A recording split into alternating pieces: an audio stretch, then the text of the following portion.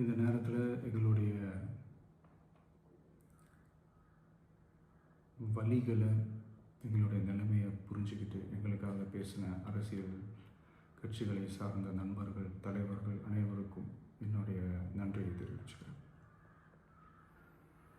கிட்டத்தட்ட ஒரு 5 மாவட்டத்துக்கு பிரச்சாரத்துக்கு போனோம். இந்த மாதிரி எதுவுமே நடக்கல. ஆனால் கரூரில் மட்டும் ஏன் எப்படி நடக்குது, எப்படி நடக்குது? மக்களுக்கு எல்லா உண்மையும் தெரியும். மக்கள் எல்லாத்தையும் பார்த்துக்கிட்டு இருக்கிறாங்க. கரூரை சேர்ந்த அந்த மக்கள் அந்த உண்மையெல்லாம் வெளியில் சொல்லும்போது எனக்கு கடவுளே நேரில் வந்து இறங்கி அந்த உண்மைகள்லாம் சொல்கிற மாதிரி எனக்கு தோணுச்சு. சீக்கிரமே எல்லா உண்மைகளும் வெளியில் வரும்.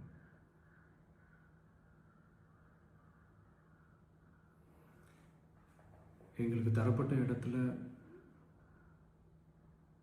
நாங்கள் போய் அந்த அந்த ஸ்பாட்டில் நின்று நாங்கள் பேசிட்டு வந்தோம். அதை தாண்டி எந்த தவறும் எங்கள் சைடில் நாங்கள் எதுவுமே செய்யலை.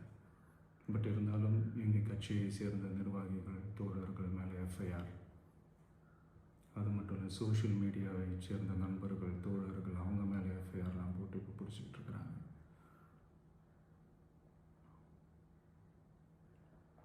சிஎம் சார், உங்களுக்கு ஏதாவது இந்த பழி வாங்கணும் அப்படின்ற எண்ணம் ஏதாவது இருந்துச்சுன்னா என்ன வேணாலும் பண்ணுங்க. அவங்க மேலே கை வைக்காதீங்க. நான் ஒன்று வீட்டில் இருப்பேன், இல்லை நான் ஆஃபீஸில் இருப்பேன். என்ன வேணாலும் செய்யுங்க. நண்பர்களே, தோழர்களே, நம்மளோட அரசியல் பயணம் இன்னும் ஸ்ட்ராங்காக, இன்னும் தைரியத்தோட